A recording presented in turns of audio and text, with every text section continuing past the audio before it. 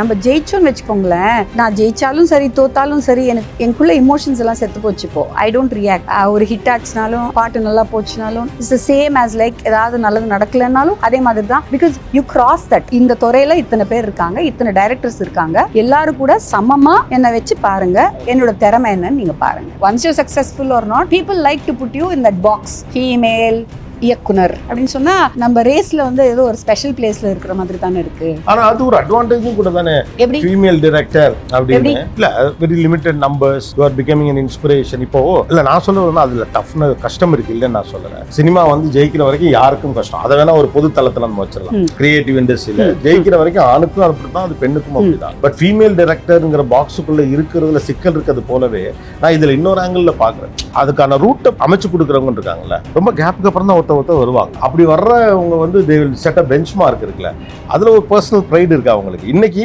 ஒரு நான் பார்த்தேன், அவங்க அசிஸ்டன்ட் தான், அவங்க ஒரு பொண்ணு, she was there.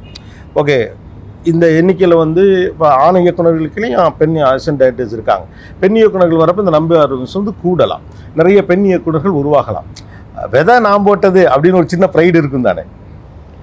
அது திரும்பி பார்த்து அந்த ஒரு ப்ரைடுக்கெல்லாம் நேரமும் இருக்காதுங்க. நம்ம ஜெயிச்சோன்னு வச்சுக்கோங்களேன், அது நான் ஜெயிச்சாலும் சரி தோத்தாலும் சரி எனக்குள்ள இமோஷன்ஸ் எல்லாம் செத்து போச்சுப்போ. I don't react.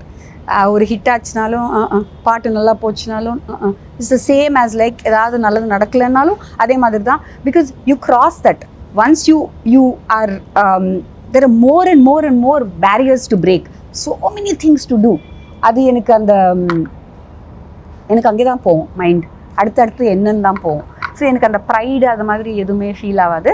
அண்ட் நான் திரும்ப சொல்லும்போது, நீங்கள் வந்து ஃபீமேல் டைரக்டர்ஸ்னு ஒரு பாக்ஸில் நீங்கள் எங்களை வைக்கும்போது என்ன சொல்லும்போது, I don't feel pride that 5 பேரில் நான் ஃபஸ்ட்டு இல்லை 5 பேரில் நானும் ஒருத்தி இருக்கேன்.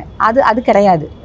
எனக்கு வந்து இத்தனை பேர் இருக்காங்க, இந்த துறையில் இத்தனை பேர் இருக்காங்க, இத்தனை டைரக்டர்ஸ் இருக்காங்க, எல்லாரும் கூட சமமாக என்னை வச்சு பாருங்க, என்னோட திறமை என்னன்னு நீங்க பாருங்க. எனக்கு ப்ரிவிலேஜ்லாம் வேண்டாம்.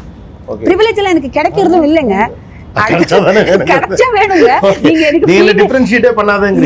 இல்ல, நீங்க ப்ளீஸ் எனக்கு ப்ரிவிலேஜ் கொடுங்க. எங்களை இத்தனை வருஷம் இப்படி வெச்சதுக்கு நீங்க ப்ரிவிலேஜ் கொடுங்க. சோ சுதானா அங்க நீங்க 500 கோடி கொடுக்குறீங்கன்னா எனக்கு 1000 கோடி கொடுங்க. அங்க 100 கோடி கொடுக்குறீங்க, எனக்கு 200 கோடி கொடுங்க. இல்ல, அங்க 100 கோடி கொடுத்தா அதே படத்துக்கு எனக்கு 50 கோடி தான் கொடுக்குறீங்க.